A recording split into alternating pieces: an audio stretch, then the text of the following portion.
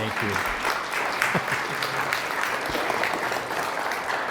Well, thank you very much for all coming and putting up with Randy here for a few minutes. Today I wanted to just go over the early history of cheesemaking in Sheboygan County. A lot of that history is forgotten about because it's 1850s, 1860s, and so on. And when I started to research, I found out that there's about 210 cheese factories in Sheboygan County that have been researched. I decided that we wouldn't talk about all 210 because I got things to do this afternoon and we'd be here for a day or two. So I am going to work off of slides and we'll have them right up there for you. Before you leave, if you have not, there is a handout in the back. It's not specific to the slides, but it is specific about the cheese industry in Plymouth.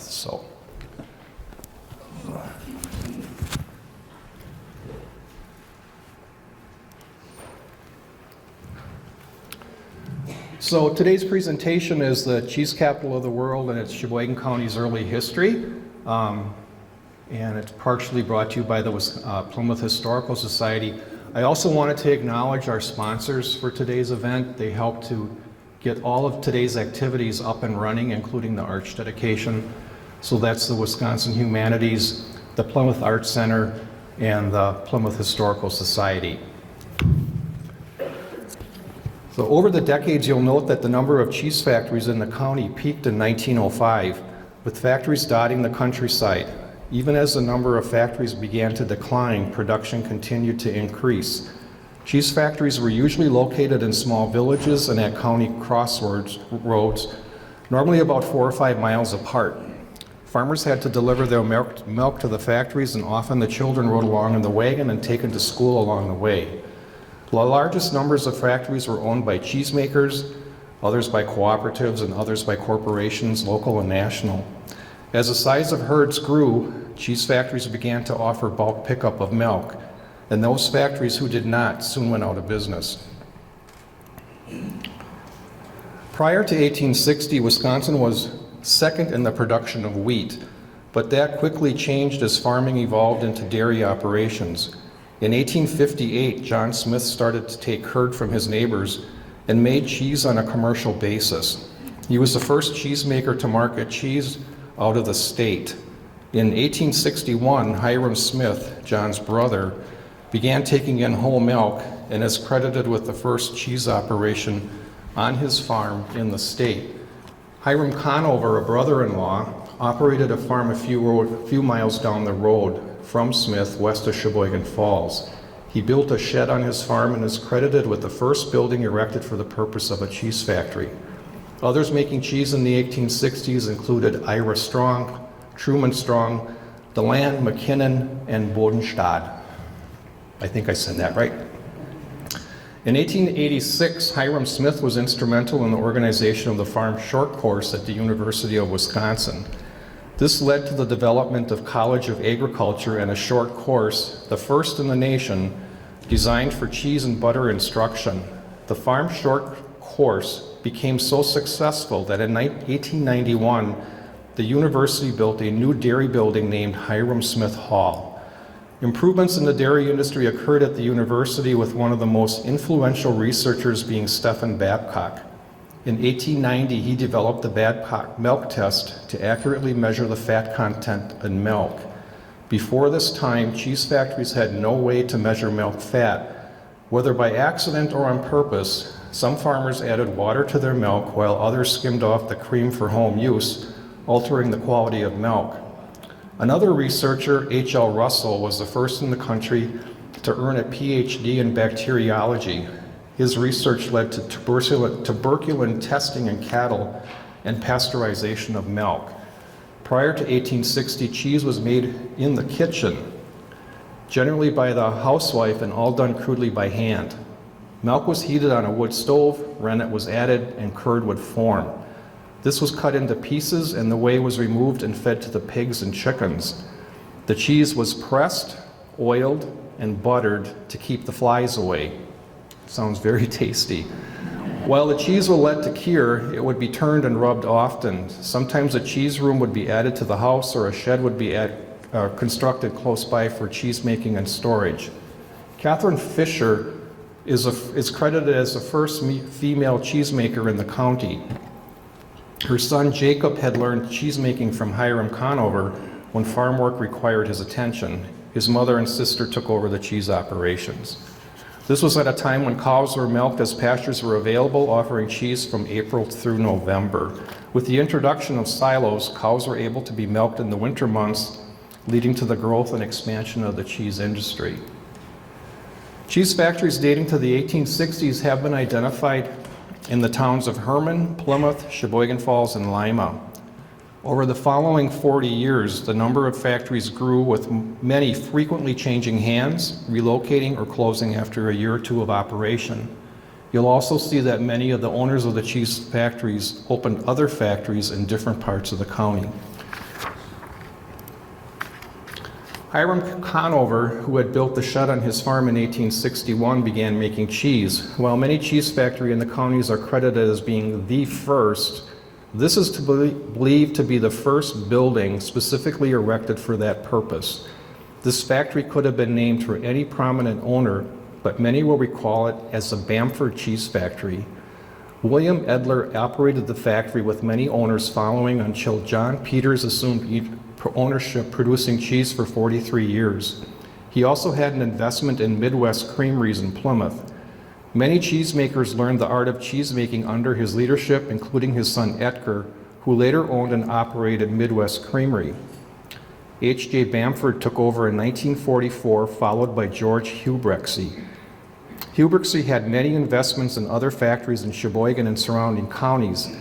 His son-in-law, Jim Ogden, managed the Bamford factory. It was known that cheese produced there was below standard and it had many pinholes. George recognized the problem and that it was from insufficient bacteria in the milk. He tripled the amount of starter and the problem was solved in 3 days. George's son Wayne took over in 1957, sold to the S&R Cheese Corporation. Wayne continued to manage the factory, which began taking additional milk from factories in Manitowoc County, which were closing. Romano and Parmesan were made for S&R, and Mammoth cheese cheddars were made for Borden's. Equipment and space was upgraded, and it became a first-class cheese factory.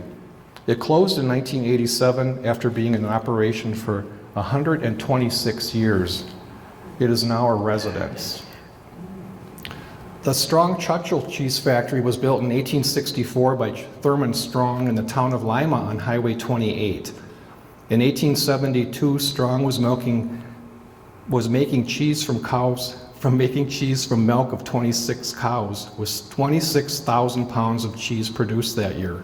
Strong died in the mid-1870s, and his wife Caroline carried on the business for a short time. August Churchill bought the property in 1882 and built a new factory. The old building probably burnt. Churchill closed his factory in 1892 and nothing remains of it. In that same year, Churchill bought the Dye Road Cheese Factory a half-mile away. Pictured is the residence of Ashishile Dye, one of the pioneer settlers of the county and one of the first farmers to build a cheese factory. In 1871, he milked 35 cows and was receiving milk from another 146 from his neighbors. This is at a time when most farmers had a herd of 12 cows. His factory was located east of the Dye Road School in the town of Lima and was called the Apple Grove Cheese Factory. Ashishile died in 1876 and the factory was deeded to his daughter Adeline. She may have been a cheesemaker as well. Adeline and her husband William Jones sold the factory in 1880. Then followed a succession of owners and closures until August Churchill purchased it in 1892. He hired a lady cheesemaker, and the factory remained successful for a number of years with various owners. Fred Chapman was the last owner until 1942 when it closed, and it was converted into apartments. The Strong Churchill Cheese Factory evolved into a dairy operation. In 1881, Charles and Louisa Churchill began milking cows, followed by their son Edwin. Edwin and Mabel Churchill raised a family of 4 during the Great Depression and World War II. Their son Herbert operated the farm for 29 years, followed by Herbert's nephew, Donald Buckman, and his wife Clara. It is one of the last operating dairy farms with an adjacent Moo Hotel, on Highway 28 west of Sheboygan Falls. They're actually sitting right behind me here. They got done milking and were able to come. In 1865, Ambrose DeLand purchased a farm along Highway 28 west of Sheboygan Falls and built a cheese factory. With the milk of his 13 cows and from 57 cows of his neighbors, he made 25,000 pounds of cheese. Being civic-minded, he served as town clerk, town chairman, district assemblyman, and as secretary and president of the Dairymen's Association. He was the first owner of what today is known as the Gibbsville Cheese Factory. He became a successful cheese dealer, and his original company grew into Vans Food Corporation. The original factory closed by 1892, and William Fenner purchased the farm in 1906. The factory was torn down. In 1867, Hiram Conover built a cheese factory at the present site of the Sartori Cheese Corporation in Plymouth. Conover had previously begun cheese making on his farm, which evolved into the Bamford factory. He also established a factory in Sheboygan Falls, later known as Joslin Cheese Factory. In the 1860s, Conover sent his son Seth to New York to learn the best way to make cheese. In 1877, Hiram sold that factory to his son, and it soon became the largest cheese factory in the county. A series of owners followed, and in 1922, Phoenix Cheese took over the operation. They merged with Kraft in 1928 to become Kraft Phoenix Cheese Company. In 1943, it was sold to S&R Cheese Corporation. S&R had started to make Italian cheese in the adjacent brewery in 1939. Part of the building serving Sartori cheese originated as a hotel, complete with a saloon and dining room. Buckle and Brahmer started a brewery at this site in 1865, later known as the Weber Brewery, then Schreiner Brewery, followed by the Plymouth Brewing Company. It helped to satisfy the thirst of many Plymouth residents. Cheese has been produced at this location for 154 years, and in 2017, the original buildings were awarded landmark status. The Sartori Cheese Corporation continues to produce high-quality Italian cheeses, winning first place and grand champion in world championship contests. A very early factory was built by L.P. Fisher and Manning McKinnon in 1867, located 2 miles west of Sheboygan Falls on the old Highway 23. Other pioneer cheesemakers owning the factory included Hiram Smith and the Mather brothers, who were the first to join the Sheboygan Falls Dairy Board. They received a gold medal as their first place cheese entry in the 1875 Wisconsin State Fair. In 1890, McKinnon was making butter and cheese, extending production into the winter as area farmers began building silos on their farms. Eddie Termott installed an electric motor and connected it to the nearby interurban line to obtain electricity. Other owners followed, and the factory closed in 1929. It was converted into a residence and still stands today. The Julius Bodenstab Cheese Factory was located on Highway A west of Howard's Grove. It was very close to the highway for farmers to deliver their milk by horse and wagon. Built in 1867, it is one of the earliest factories in the county. The factory closed in the 1890s and milk was taken down the road to the Fred Bodenstad Cheese Factory. Fred and Julius were brothers. The building was used as a granary and for the adjacent farm, and for many years it remained vacant. It is now located on the Sheboygan County Museum grounds. The area generally known as Five Corners east of Waldo was called Kennedy's Corners in 1875. There was a hotel, saloon, and a general store at this intersection owned by Sam Kennedy. Andrew Dye built a cheese factory west of the intersection, but Mr. Kennedy soon had it moved across the road from the hotel. In the 1870s, the hotel and cheese factory burnt. Another factory was built in 1880 with a series of different owners and cheesemakers. Gustav Bold moved the factory in 1916 and added an ice house. Arthur Trutchell, director of the local Cheesemakers Association, was an owner, and in 1955 it was purchased by Harvey Schneider. They continued the operation for 3 or 4 years in connection with the Schneider Cheese Factory. The factory burnt and was not rebuilt, and the milk from their patrons was taken to the Schneider plant. In 1868, Charles Schockel and John Ryson built a factory just south of the Onion River on Highway 57 in Waldo. Andrew Dye purchased it in 1873 and with other owners following. The factory made cheddar cheese or butter depending on the market prices. In 1906, Mr. Scott purchased the factory and his brother Wilbur took charge. Scott owned several cheese factories, including Onion River, Bates, Harmon, Mooresville, and Herman.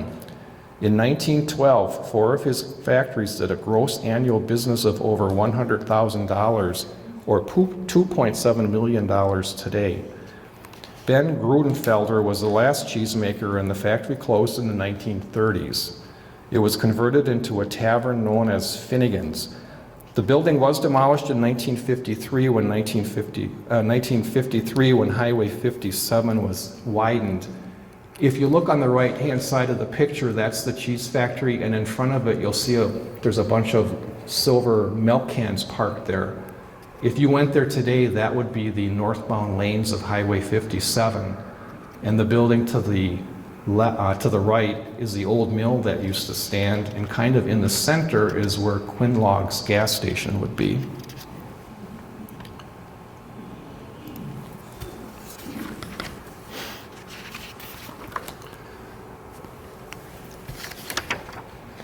Okay, so Hiram Conover, our pioneer cheesemaker who had started Bamford, also built this factory in 1870. It was located on Willow Road north of the Mullet River. Conover's son Seth took it over in 1871. He sold to Charles Crumroy for $2,000 or $52,000 today. Other owners followed, and in 1889 Charles Joslin took ownership. He improved the building by raising it up and providing a roof to cover patrons' wagons. Joslin attempted to sell the building, with Plymouth Creamery leasing in the factory in 1897. In 1909, the land was sold for $85, indicating the building was gone, as it probably burnt. It was not uncommon for cheese factories to be destroyed by fires, as most were simple wood frame structures, all needing a heat source for cheese production. Metal chimneys are often neglected, and embers on the roof or chimney fires left factories vulnerable to burn quickly and always at a total loss. Located south of Franklin in the town of Herman, White Lily was built about 1870 by Herman Hanke, who sold the factory to Adolf Rehm in 1876. Rehm immigrated from Leopold-Detmold, Germany in 1869, and shortly after married Sophia Hanke. He worked at the Ladenburg Pottery in Franklin, and he learned cheesemaking from his brother-in-law, Herman Hanke. In 1893, Rehm purchased 40 acres of land across the road and had the factory moved. He made cheese for 42 years. His son Louis and William also became cheesemakers, later working in Elkhart Lake and Plymouth. William Zimmerman bought the factory in 1918, followed by Edward Meinert in 1926. Meinert is the one who named it White Lily. In 1945, it was sold to S&R and continued to make cheese until 1958, when it was closed. It was subsequently turned into a residence. In 1870, it was reported that Henry Gilman of the town of Plymouth had a cheese factory with every modern convenience. The factory was sold to Mannon McKinnon, who had built one of the first factories west of Sheboygan Falls. Christian Lutke produced cheese for 34 years, and in 1924 incorporated it as the Plymouth Milk Products Company. Cheesemaking was discontinued in 1928. The property was sold to Rosa Kingston of Cook County, Illinois. Annie Joyner bought the property after Rosa's death at the start of Prohibition. Apparently with the help of some ladies brought up from Chicago or elsewhere, other means of income and entertainment were found. With the repeal of Prohibition, a tavern also opened, and it was known as Club Royale. You may remember the building with the upper window sashes were a prominent light blue color. In the 1950s, it was raided and closed and subsequently converted into a residence. It was later torn down, and a Walgreens and dental office were built on the property. The first cheese factory in the town of Wilson was built by George Whedon in 1871. The first year he operated the factory for 5.5 months and made about 5,300 pounds of cheese from 16 cows. In 1879, Whedon was president of the Sheboygan Falls Board of Trade. Other owners followed. In 1905, it burnt and was rebuilt within 2 weeks. A group of farmers bought the factory in 1917, and soon one of the cheesemakers took over the ownership. In 1935, in addition to cheese, butter, bottled milk, and cream were manufactured. A milk delivery route was established with a horse and buggy. They also made chocolate milk. Very Fine Dairy purchased the property at a sheriff's sale in 1943. They sold it in 1948, but there was a stipulation that it could not be used for any sort of a dairy business. Nothing remains of the cheese factory, and the house burnt in 1989. Another pioneer factory, this company had its origins in 1872 when a factory was built by the Pierce brothers. They reported receiving milk from 50 cows and made 20,000 pounds of cheese in 1872. There was also a cider mill on the property. In 1891, a mammoth cheese weighing 1,100 pounds was produced. It took the milk of 4 factories to produce this cheese. Numerous owners followed, and in 1930, the Sheboygan Falls Creamery was formed. The factory was enlarged at its peak, and milk was being supplied by 100 patrons. Cream was gathered from Winnebago, Outagamie, Ozaukee, and Washington counties. In addition to making cheddar, brick, cottage, and cock cheese, they also made butter. Milk was bottled in glass bottles and delivered to Sheboygan, Sheboygan Falls, and Kohler. There were 12 horse and wagon routes and a motor route delivering to homes and grocery stores. Bottles were gradually replaced with paper cartons. The Creamy was merged into the Lake to Lake Cooperative in 1959. Lake to Lake sold the building in 1968.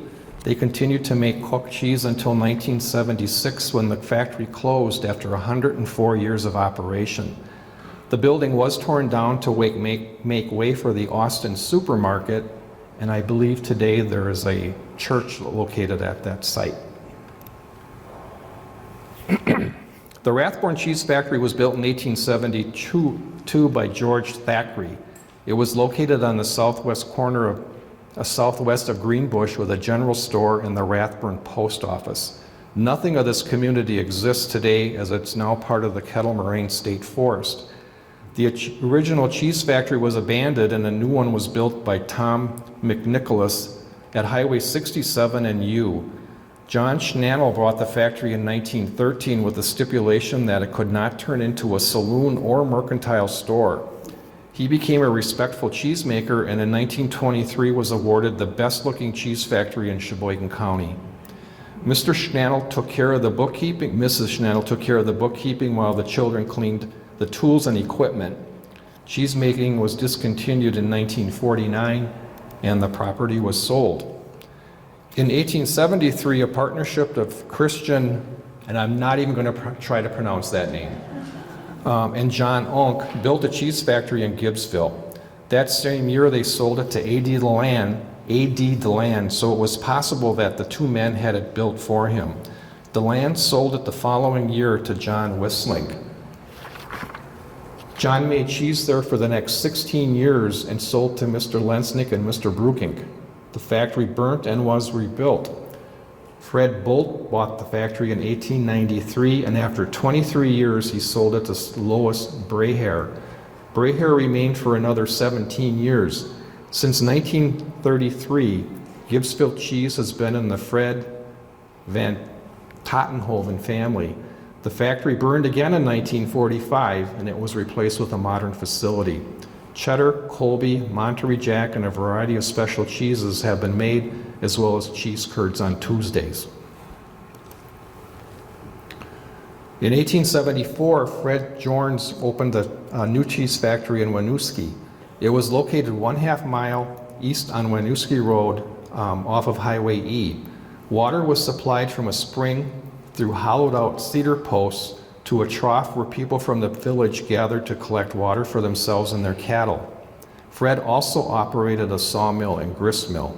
His son Otto became a county surveyor, and in 1902, he published an atlas of Sheboygan County.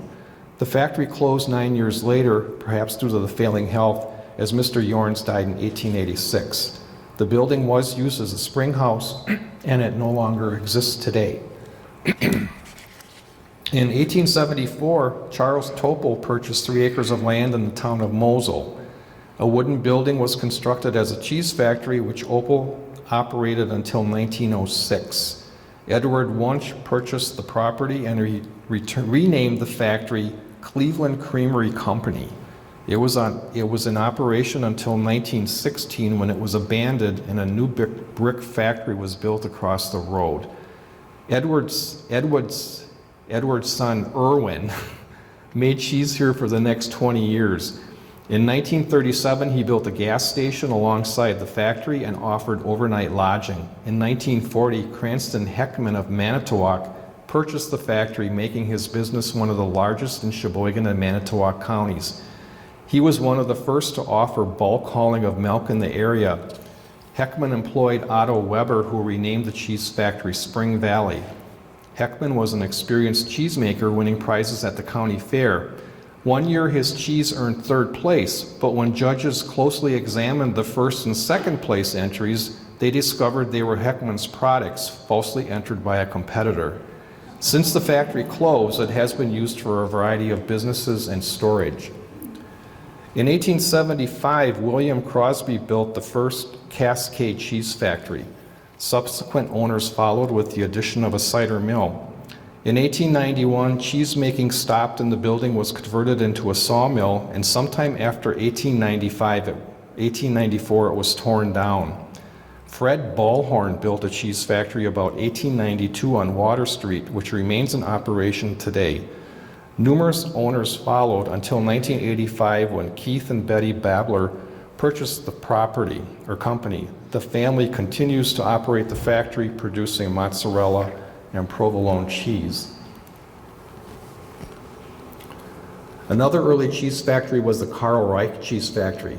Built prior to 1875, he was reported to have sold 100 boxes of cheese in 1878. In 1885, he received a premium at the World's Fair in New Orleans. By 1889, the factory was no longer operating. For decades, it was utilized as a shed, and then in the 1970s, it was reported to have burnt. In 1879, Simon Hohensteiner built a factory in Rhine Center where he made cheese until 1884. George Hornick bought the property in 1904 and built a handsome new factory of fieldstone. His son Herbert bought the business in 1917 and continued to make cheese for another 55 years.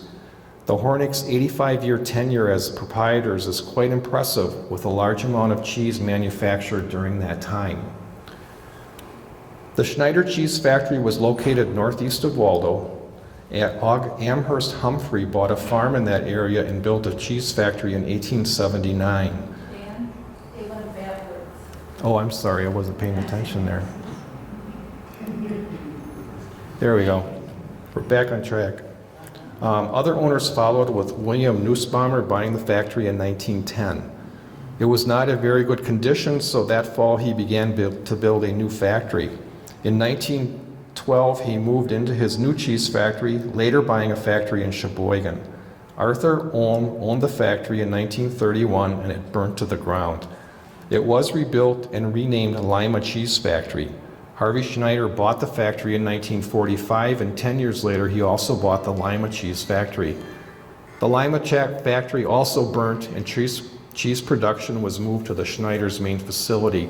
Schneider was known for their cheddar, mozzarella, string cheese, and their trademarked squeaky cheese.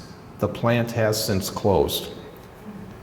In 1849, Enos Eastman, along with his wife and 2 children, traveled in a one-horse wagon from Buffalo, New York to Sheboygan County. Enos had purchased 330 acres of land and developed one of the largest farms south of Plymouth. In 1880, he built a cheese factory north of the Mullet River on Highway 67. He was the first president of the Sheboygan County Dairy Board when it formed in 1882 and was the first president of the Plymouth Dairy Board. In 1884, Enos and son Charles won awards for their cheese at the county fair. The factory closed in the 1890s. Enos passed away in 1908, and Enos Jr. continued to operate the farm.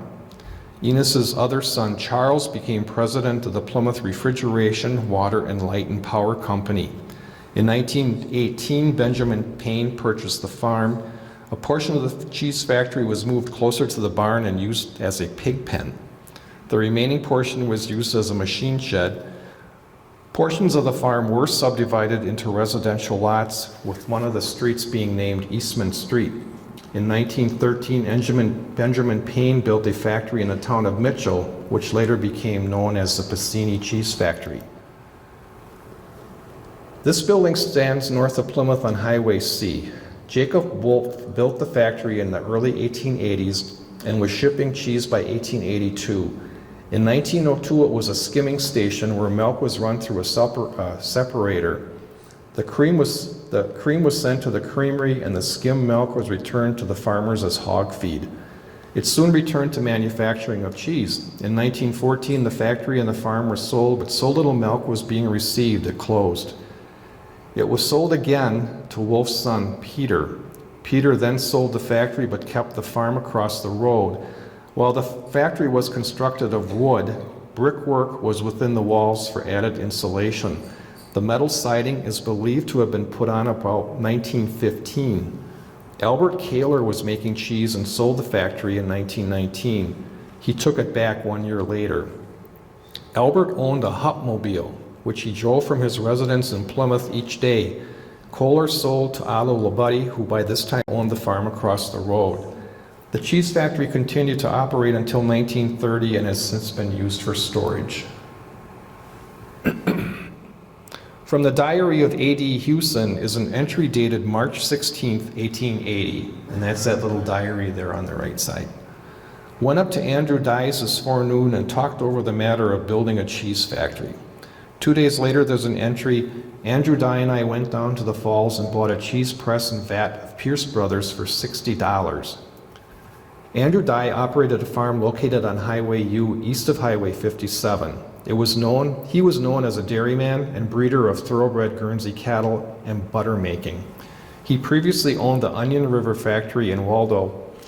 Newspaper accounts of 1880 note that he was selling cheese to a dealer in Sheboygan Falls at 10 cents per pound.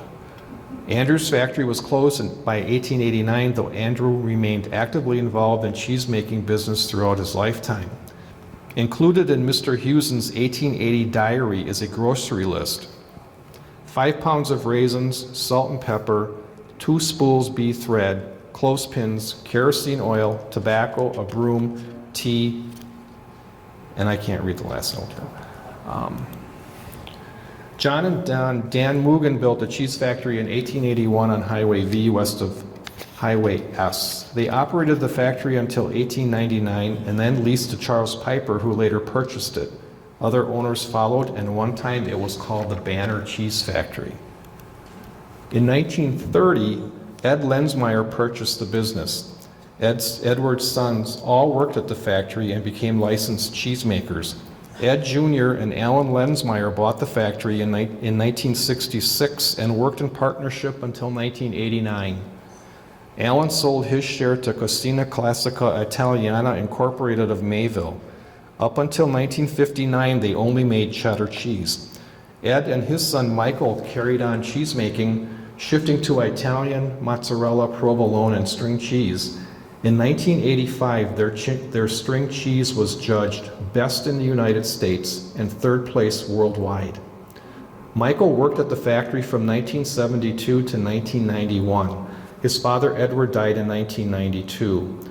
Michael died a few years later from a motorcycle accident. In the late 1870s, Daniel Huffman built the first cheese factory in Beechwood.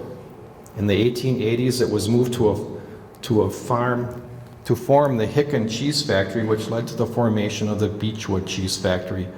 Brothers James and Daniel O'Connell purchased the neighboring Huffman and Hickman factories and soon after a piece of land to build a brand new factory, the Beechwood Cheese Factory. They also built the Adele Creamery as another business venture. Other owners followed, and in 1905, Beechwood had the largest clientele in the county with over 130 patrons. Cheese and butter were being produced depending on which was more profitable. Walter Lindner became owner in 1925, and in 1933, a new modern plant was constructed. In the 1940s, Norbert Heise began a long tenure at the factory.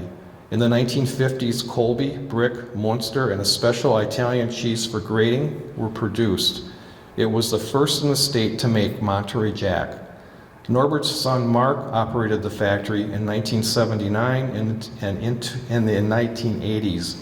90% of that cheese was produced for Sargento. It appears the cheese factory closed about 2008. James Giffen was operating a cheese factory in 1883 on his farm west of Plymouth. The factory was located on Highway 23 and Highway P intersection. A series of cheesemakers followed, and in 1944, Lakeshire Marty, a division of Borden's, purchased the factory. Borden's used the factory for research and experimental cheesemaking.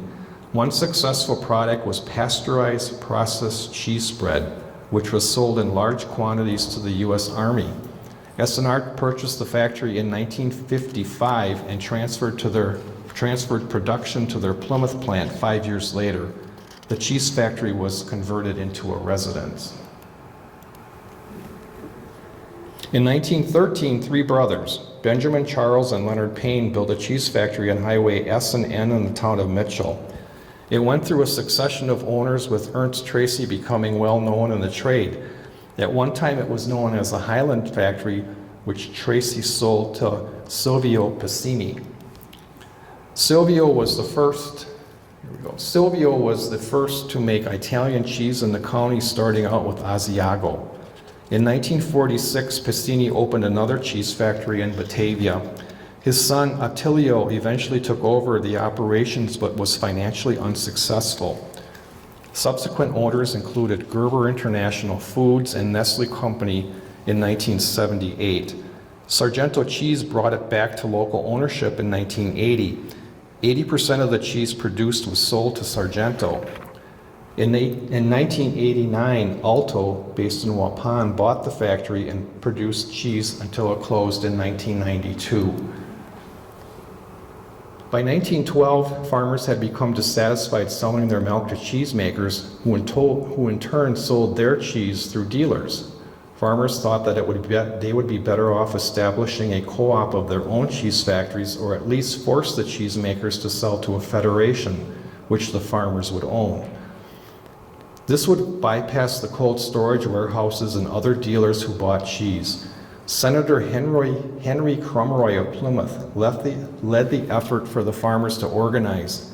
1,500 farmers organized the Wisconsin Cheese Producers Federation in 1913. At its peak, the Federation had a membership of 435 cheese factories from many of the surrounding counties. A warehouse was built on Schwartz Street, adjacent to the railroad tracks, with numerous warehouses being built throughout the state, expanding into Minnesota and Chicago. A cheese factory was built next to the warehouse in 1932, and cheese was sold under the name Federation and Mellow Creme. Realizing the desirability of adopting a trademark for Wisconsin cheese, just as California citrus groves did on choosing the word Sunkist, the Federation copyrighted and trademarked Mellow Creme for identification and advertising of their products. It would stand for cheese excellence in the mind of the public, as does the word Sunkist for excellent of oranges. In 1930, the company name was changed to the National Cheese Producers Federation, but it was soon changed back in 1936. An affiliation was established with Land O'Lakes Company, which continued until 1965 when the Federation closed. The Kleismeyer Company of Manitowoc established a cheese and butter factory in downtown Plymouth. John Peters and others bought the factory in 1926. Peters also owned the Peters Cheese Factory, which later became known as Bamford Cheese Factory.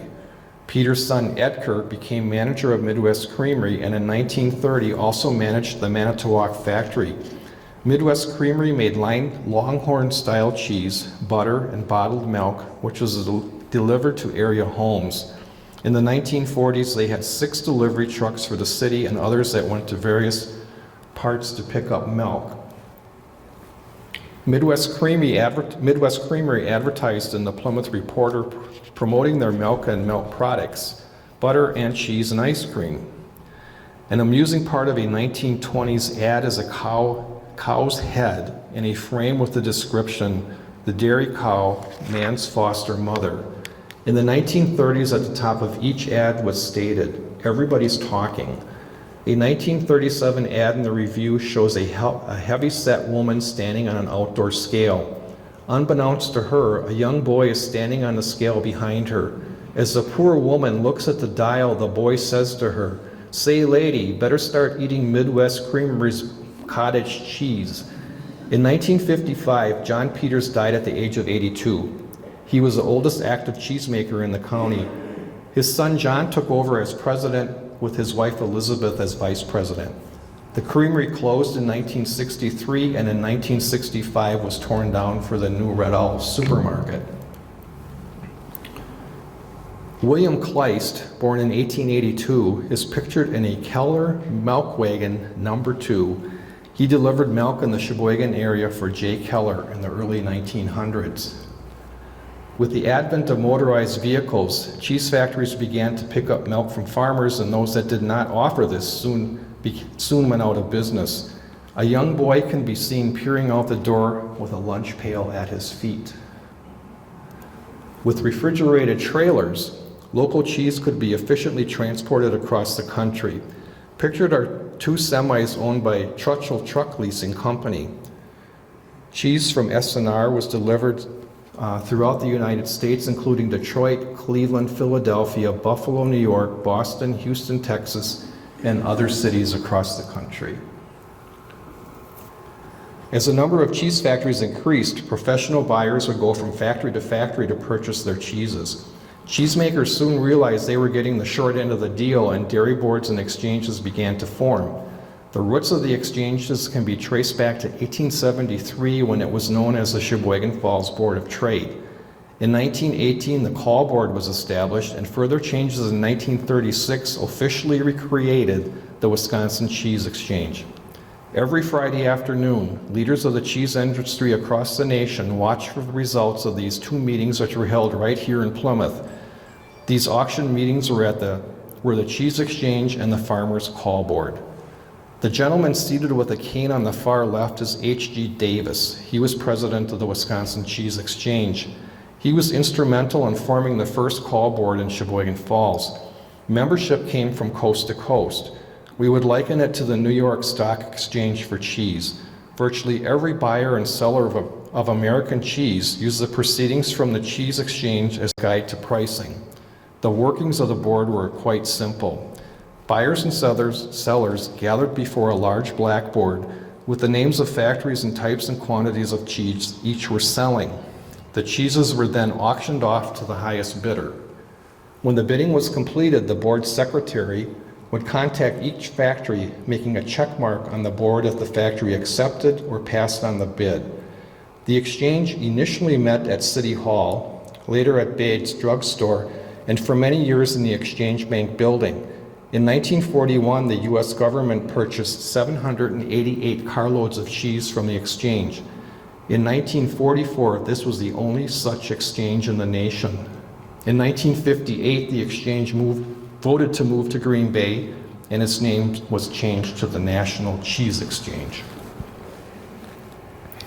Built in 1895, Plymouth's Cold Storage was the first such facility built north of Milwaukee and brilliantly illuminated with electric lights.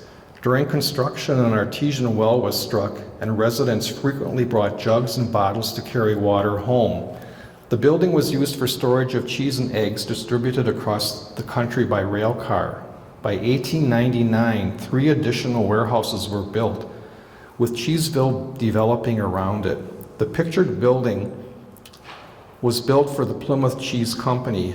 It could hold 300 carloads of cheese.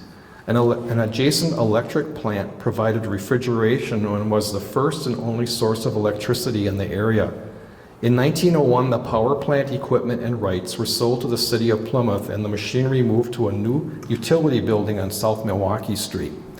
Plymouth at that time had 181 electric customers, and began installing electric lines throughout the city. A whistle on top of the cold storage building sounded every day at 7 in the morning, noon, 1 in the afternoon, and 6 in the evening. In 1929, the whistle was taken out of service, but with so many complaints, it was quickly put back into service. In 1919, workers had reported seeing a biplane flying over Cheeseville. An aerial photo offers a view of Cheeseville. Assemblers included Bamford Cheese Company, Barber Cheese Company, Blanky Cheese, Brookshire Cheese, Conover Cheese, Plymouth Cheese, Dairy State Storage, Davis Cheese, and Plymouth Cheese. Processors included Pabst-ett and Kraft Phoenix Company, maker of Philadelphia cream cheese, which later became Kraft, maker of their celebrated Kraft loaf cheese, Borden's, and Lakeshire Marty, a division of Borden's.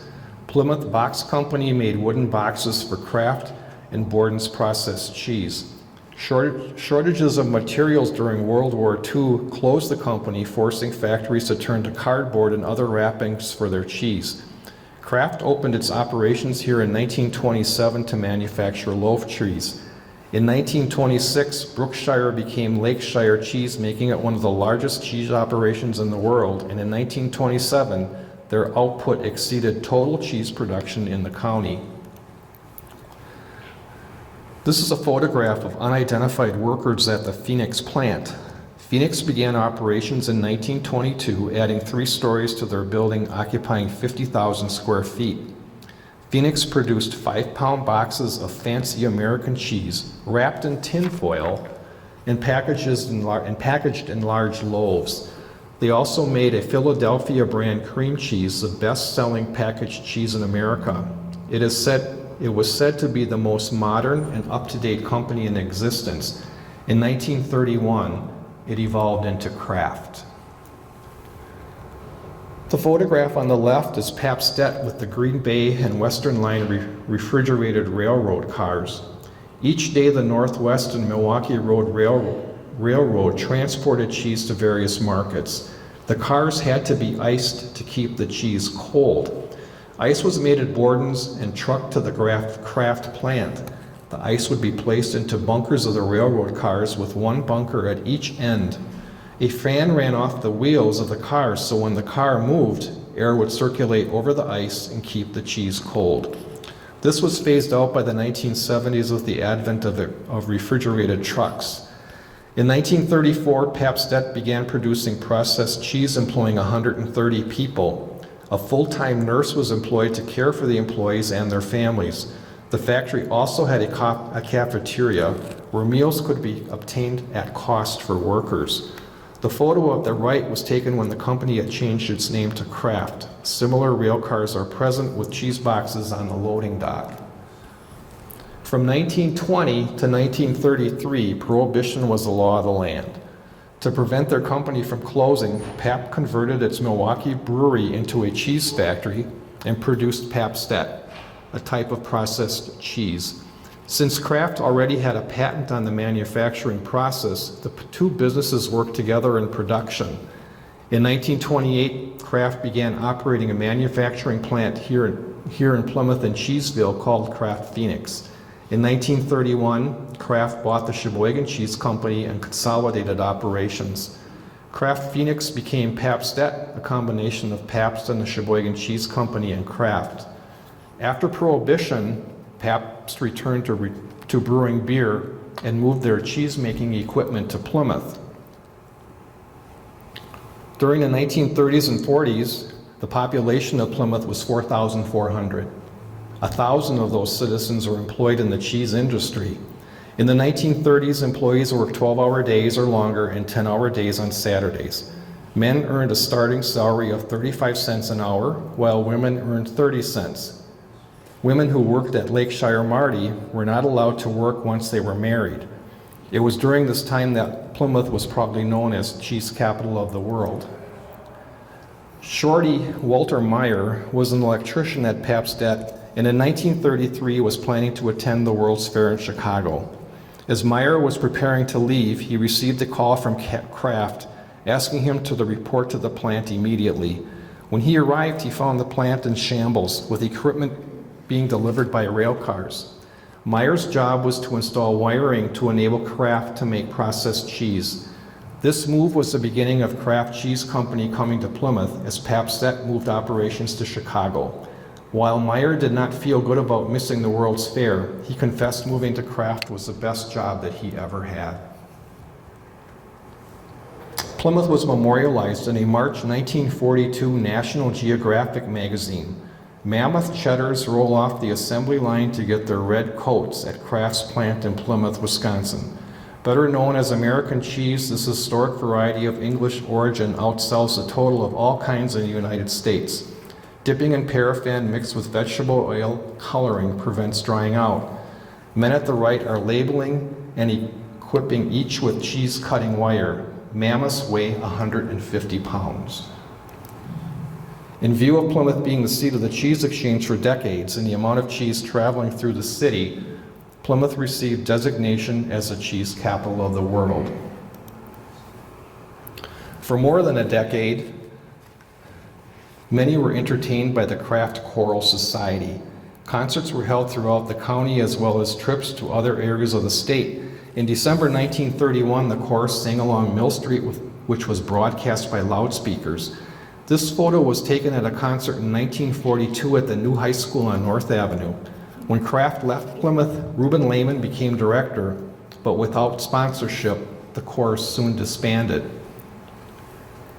In 1952, Kraft employees spent an afternoon at City Park for a summer picnic.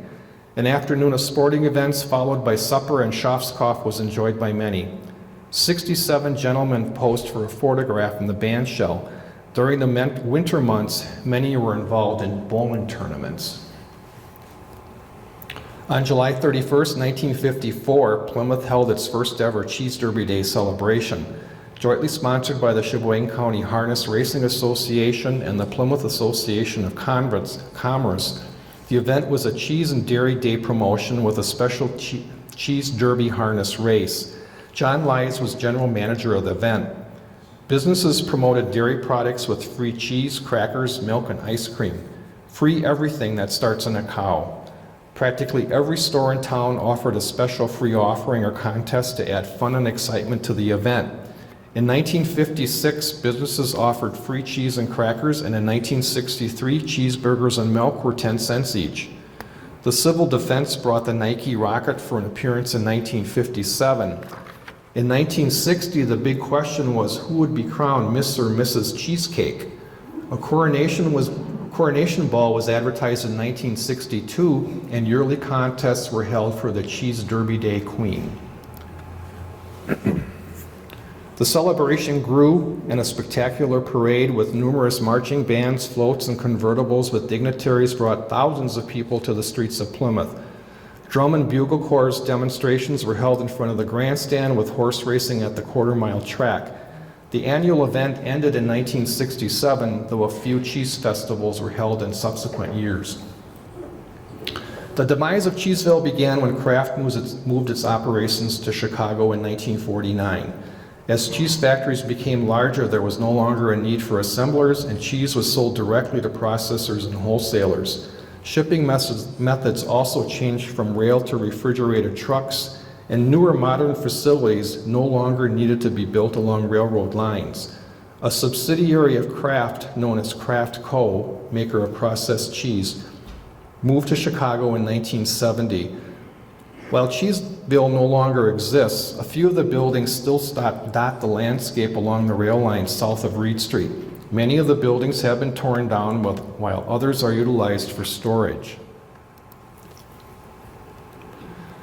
A whole new world of taste and cheese opened up to America in 1953 with the introduction of products of Plymouth from the newly formed Sargento Company.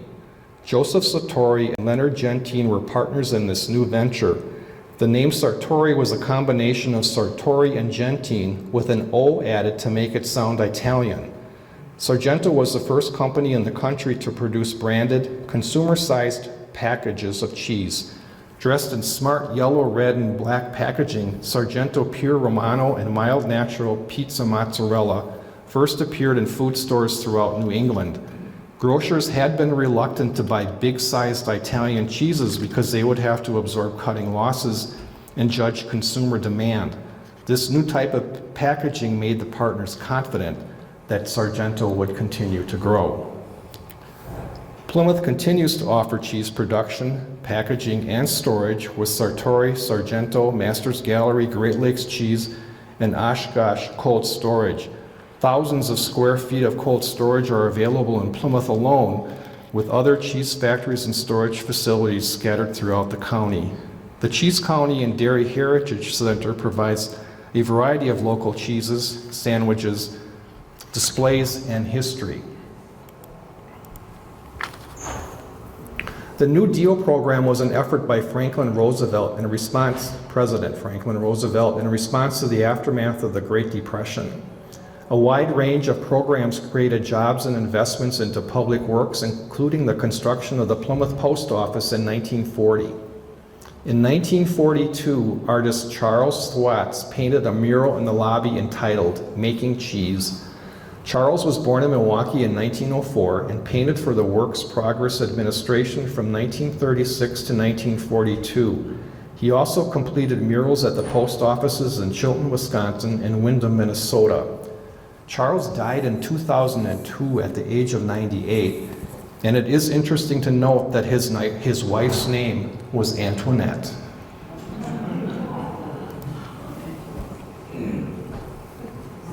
So as part of Plymouth's centennial celebration in 1977, a 20-foot-long, 1,000-pound fiberglass cow was prominently placed in Utility Park. Jack Anton had promoted the idea to honor the local cheese industry. In 1992, Lois Hodge of Plymouth was winner of the Name the Cow contest sponsored by the Chamber of Commerce. Chosen from 250 entries, the name has significance to Antoinette's roots. The name is a feminine derivation paying tribute to Jack Anton. The naming occurred during Plymouth's Merchants Festival with Representative Tom Petrie, Mayor Bill Kiley, Chamber Executive Nancy Smith, and Cow Committee Chairman Dave Drury as featured speakers. There was also a cow at that event by the name of Dove, who was brought here and tended to all day by Gene Bonoff, and they played cow chip bingo. And the cow walked around this area by the Century parking lot, and they waited for the cow to make the deposit on the appropriate square, and somebody did win $500 that day.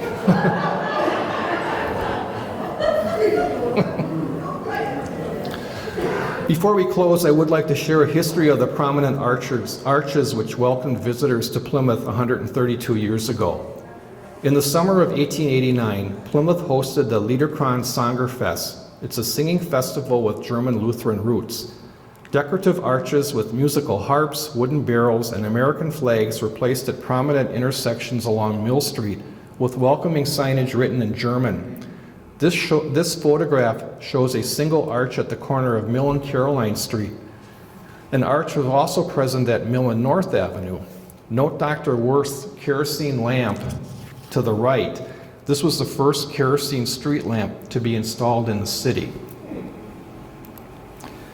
Newspaper accounts tell of a double arch with 4 columns and 4 side arches at the corner of Mill and Stafford Street that would be long remembered.